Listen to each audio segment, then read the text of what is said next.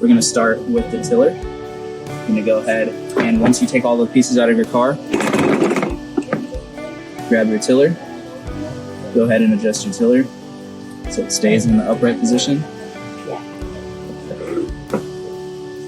Grab the back of this chassis right here. There are going to be two hooks right here. These two hooks are going to go align with the bar right here. Simply line the hooks up with the bar.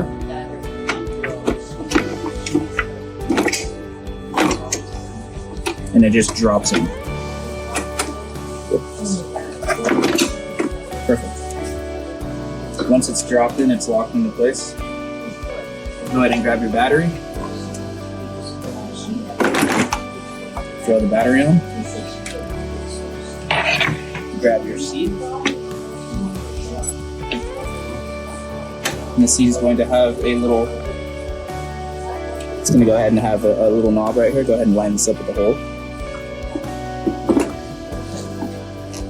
And it simply drops in. Go ahead and put your basket back on.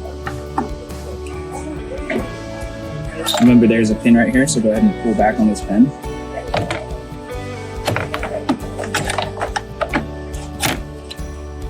Now that is on.